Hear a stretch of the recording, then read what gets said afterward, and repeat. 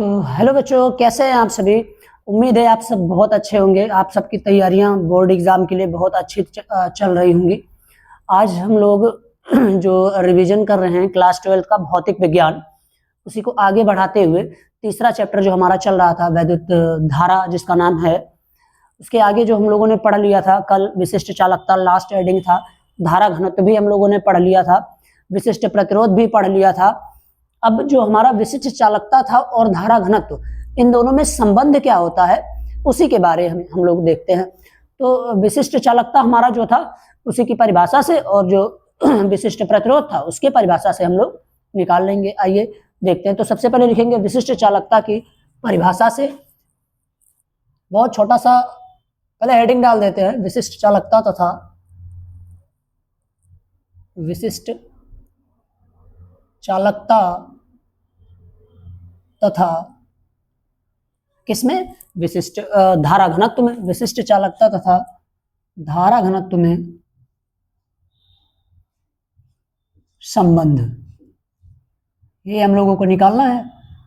ठीक है बेटा, ये हमारा हेडिंग हो गया। तो सबसे पहले हम लोग जो विशिष्ट चालकता कल निकाला था, सिग्मा बराबर 1/ρ, वो लिख लेंगे। तो ये हमारा तो हेडिंग हो गया। लिखेंगे विशिष्ट चालकता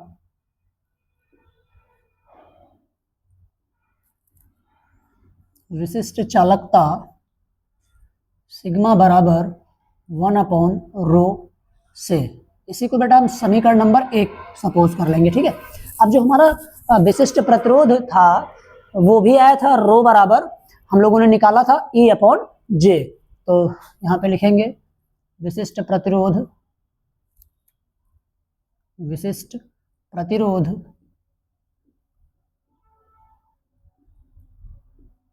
ρ बराबर E/J से। J हमारा धारा घनत्व है, E वैद्युत क्षेत्र की तीव्रता, और जो रो है वो उसी को हम लोग विशिष्ट प्रतिरोध बोल रहे हैं। तो ध्यान से देखेंगे, अगर समीकरण 1 में जो रो है उसकी जगह पे हम लोग E/J यानी विशिष्ट प्रतिरोध का मान रख दें तो हमारा आ जाएगा, ये चूंकि धारा घनत्व है और ये हमारा सिग्मा जिसको हम लोग विशिष्ट चालकता बोलते हैं, तो उसमें संबंध आ जाएगा। लिखते हैं समीकरण 1 से।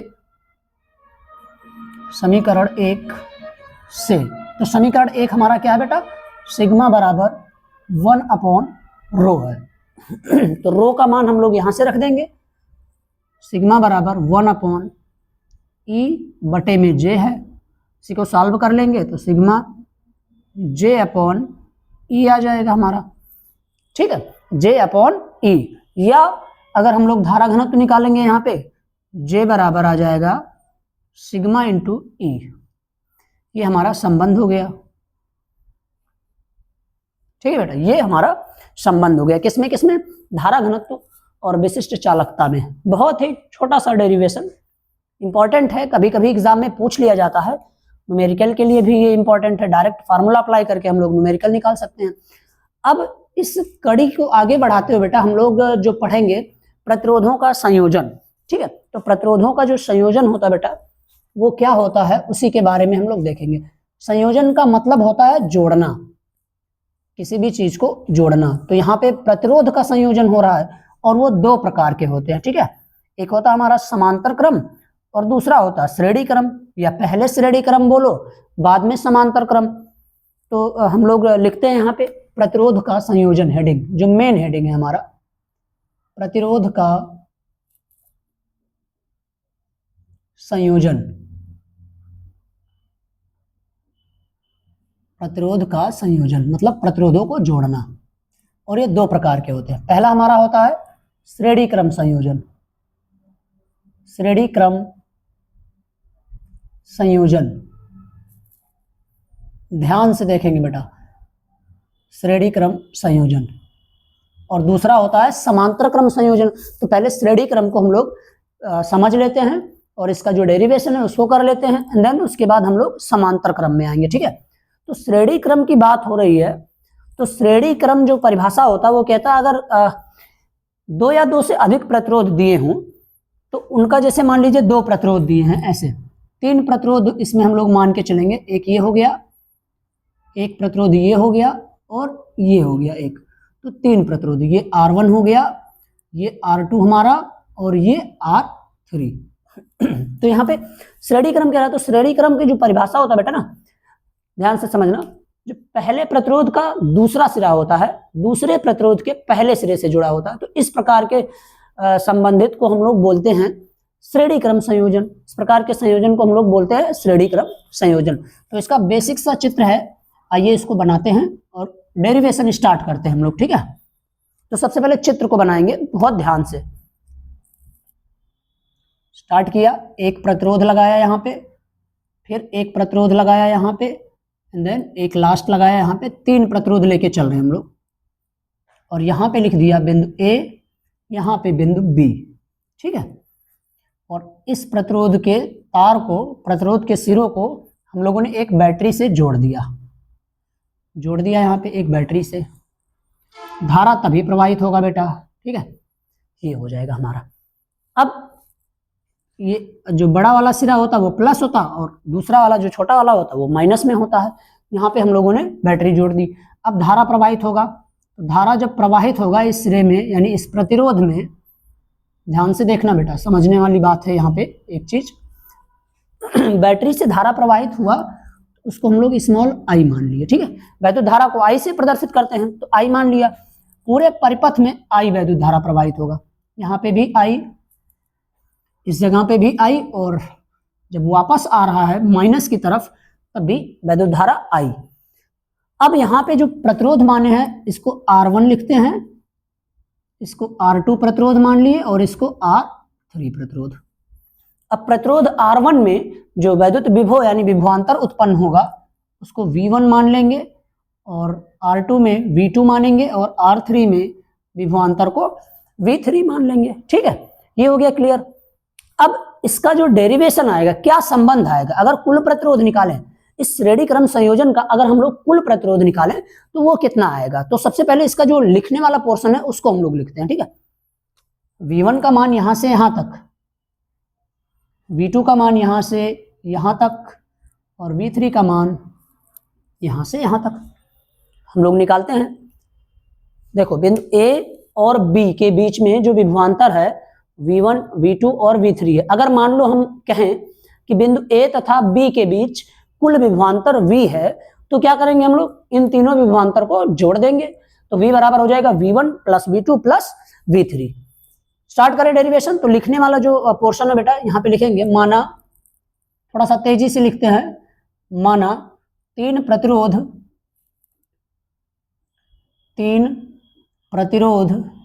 नाम लिख देंगे, कौन कौन सा है, R1, R2 तथा R3 श्रेणी क्रम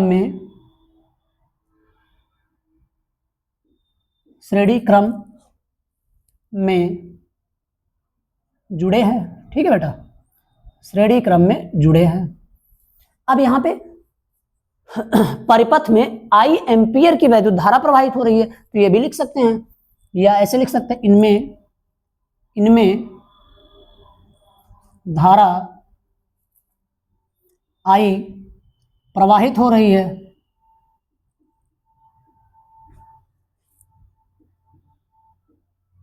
इनमें धारा प्रवाहित स्मॉल I प्रवाहित हो रही है। हो गया। अब A और B के बीच यानी इनके सिरों के बीच जो प्रतिरोध जोड़े हैं हम लोग, इनके सिरों के बीच जो विभवांतर है क्रमशः कितना है, इनके सिरों के मतलब प्रतिरोधों के, इनके सिरों के बीच विभवांतर क्रमशः V1, V2, V3 हैं, ठीक है। अब विभवांतर कितना, V1, V2 और V3 हैं। अब अगर यहाँ पे हम लोग ओम का नियम लगा दें, तब ओम का नियम, ध्यान से देखना, ओम का नियम, ओम के नियम से लगभग ये सॉल्व हो गया बेटा, क्योंकि लिखने वाला जो है अगर हम लोगों ने लिख लिया तो सॉल्व करना बहुत ही आसान हो जाता। देखेंगे ओम का नियम बेटा क्या था, V बराबर I R। अब चूंकि यहाँ पे विभवांतर जो है एक V1 है, दूसरा V2 और तीसरा V3 है। ठीक है, तो V1 अगर मान रहे हैं, V1 के लिए वैद्युत धारा सभी में समान है। देखो I वैद्युत धारा सभी में प्रवाहित हो रही पूरे परिपथ में, तो I की जगह पे I ही रहेगा।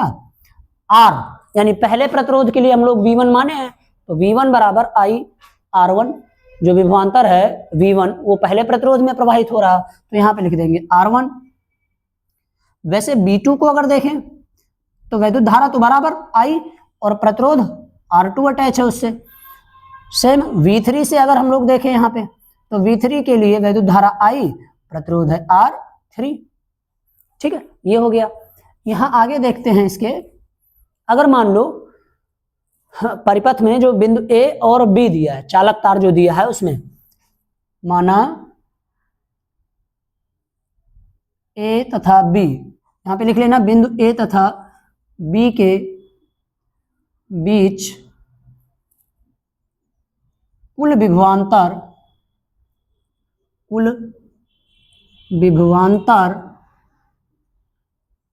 कैपिटल V हो, तब क्या होगा बेटा? अभी स्टार्टिंग में ही बताया कि अगर इस परिपथ में कैपिटल V मान लें, विभवांतर बह रहा है, तो छोटे छोटे टुकड़ों में जो प्रतिरोध में प्रवाहित हो रहे हैं उनको क्या करेंगे हम लोग?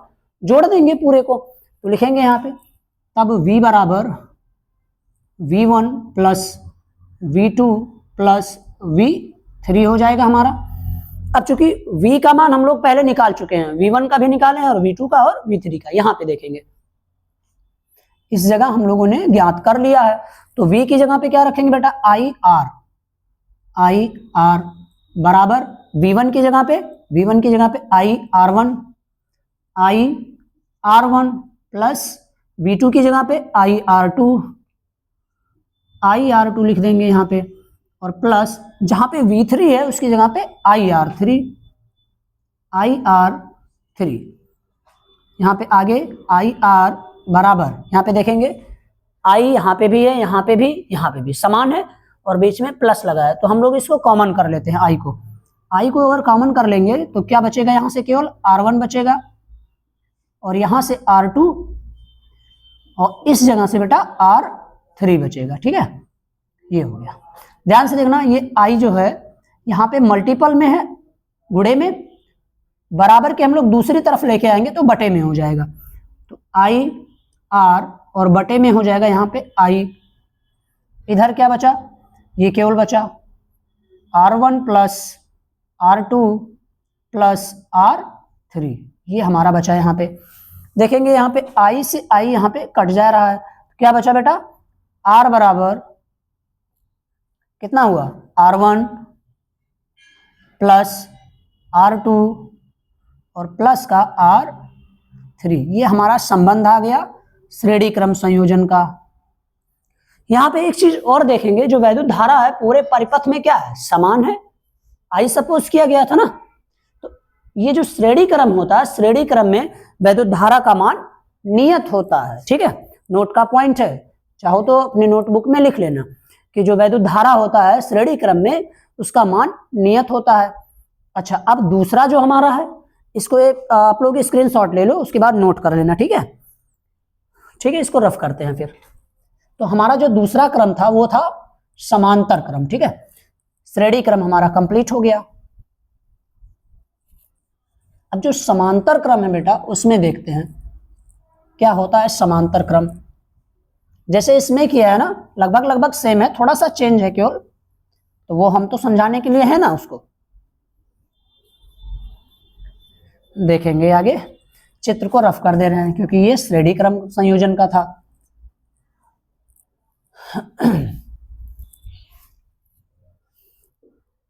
चलो बेटा, ठीक है। समांतर का मतलब क्या होता है?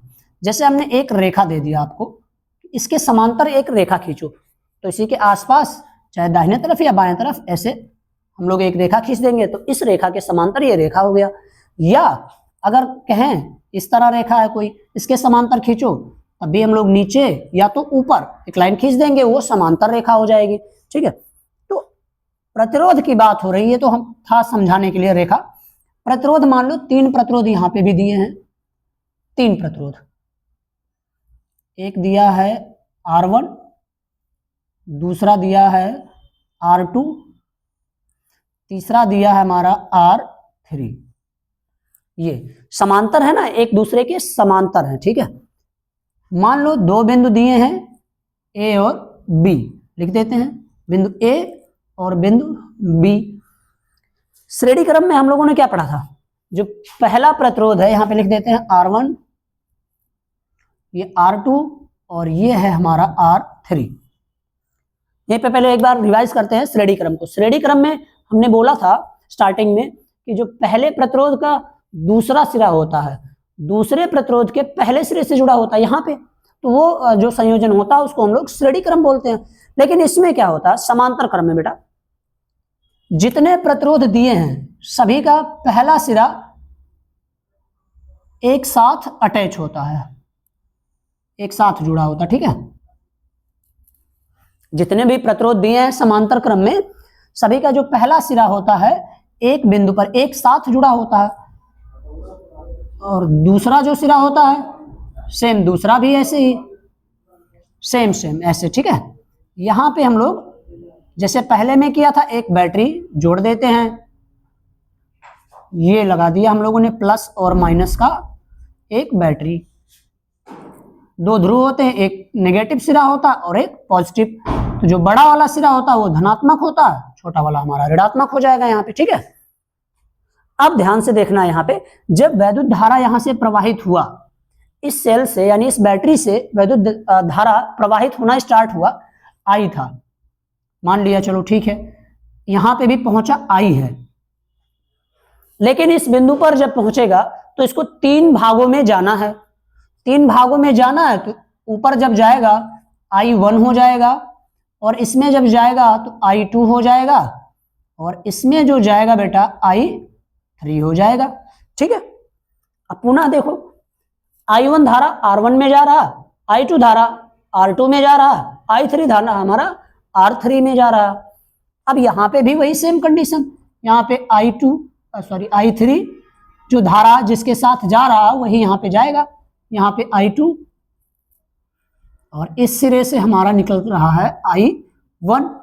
पुनः इस जंक्शन पर यानी इस बिंदु पर तीनों प्रतिरोध आके मिल रहे हैं, तो इस बिंदु पर पुनः वैद्युत धारा क्या हो जाएगा, एक हो जाएगा जुड़ के, और वो हो जाएगा I, यहां पे भी I, ठीक है। अब चूंकि ये समांतर क्रम है बेटा, समांतर क्रम है ना, तो जो विभवांतर होगा समांतर क्रम में पूरे चालक तार में वो केवल होता है V, ठीक है। A और B के बीच अगर विभवांतर देखें तो केवल हमारा V रहेगा। तो R1 पे भी V विभवांतर, R2 पे भी V विभवांतर, R3 पे भी हमारा V विभवांतर। श्रेणी क्रम में क्या था बेटा, श्रेणी क्रम में हमारा धारा नियत था, केवल I धारा था, विभवांतर अलग अलग था। लेकिन समांतर क्रम में क्या हो रहा, वैद्युत धारा अलग अलग है। देखो I1 है, I2 है, I3 है, निकल तो रहा I ही, लेकिन तीन मार्गों में बट गया यहाँ पे। तो यहाँ पे वैद्युत धारा I1, I2, I3 हो गया, लेकिन वैद्युत विभव का मान सेम रहेगा।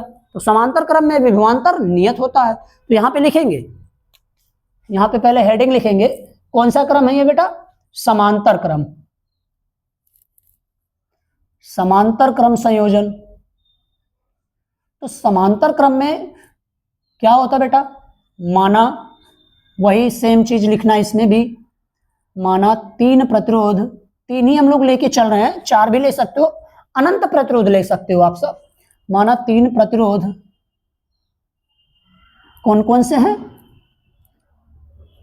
R1, R2, R3 किस क्रम में जुड़े हैं, समांतर क्रम में। कैसे हम लोगों ने देखा, समांतर क्रम में जुड़े हैं, ठीक है, जुड़े रहने दो भाई, जुड़े हैं तो जुड़े रहने देते हैं, और क्या। कैसे पहचाना हम लोगों ने, समांतर क्रम संयोजन का जो नियम होता है बेटा, पहले प्रतिरोध का पहला सिरा, दूसरे प्रतिरोध का भी पहला सिरा, और तीसरे प्रतिरोध का भी पहला सिरा एक साथ जुड़ा होता है। तो उस प्रकार के संयोजन को हम लोग बोलते हैं समांतर क्रम संयोजन, ठीक है। यहां पे लिख लिया। परिपथ में, परिपथ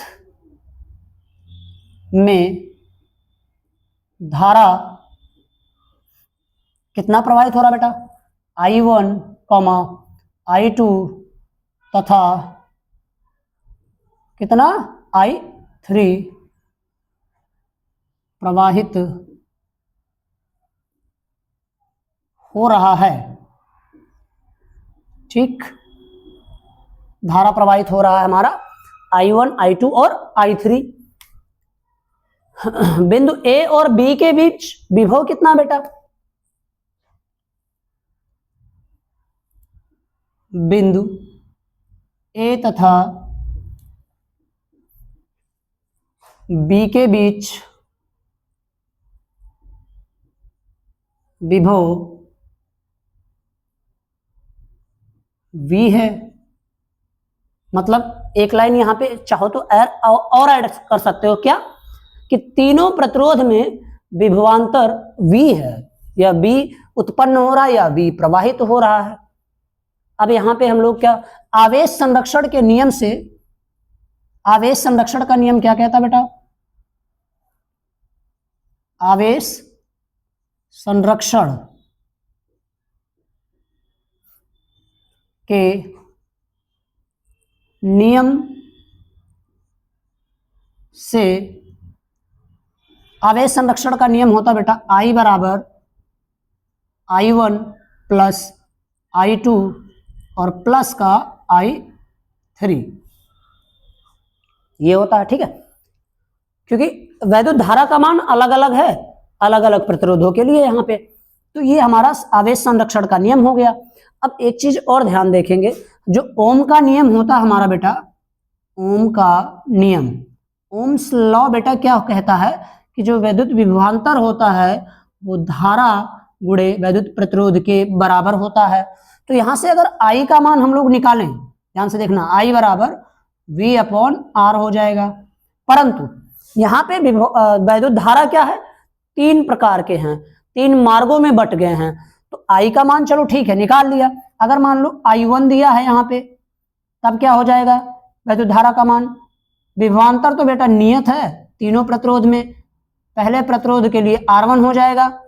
अगर यहाँ पे हम लोग I2 निकालें, I2 विभवांतर फिर से हम दूसरे प्रतिरोध के लिए R2, तीसरे के लिए हम लोग I3 V/R3 लिख देंगे। ठीक है, ये हमारा हो गया वैद्युत धारा का जो मान आया यहाँ पे।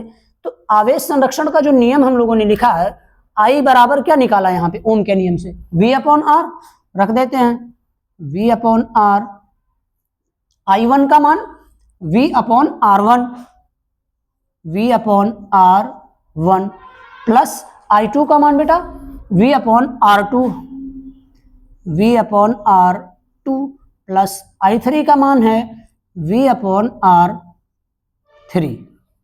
अब देखेंगे ऊपर V यहाँ पे भी है, यहाँ पे भी, तो इसको हम लोग कॉमन कर लेते हैं। ठीक है, तो V/R का मान यहाँ से निकलेगा बेटा, V को अगर कॉमन कर लिया तो ऊपर केवल बचा 1/R1 plus 1/R2 plus 1/R3, क्योंकि जब V को कॉमन कर लिया तीनों में है तो V बाहर कर लिया, ब्रैकेट लगाया, यहाँ पे V को बाहर किए थे तो 1 बचा, यहाँ पे किया तो भी 1, यहाँ पे भी 1, तो हम लोगों ने लिख दिया।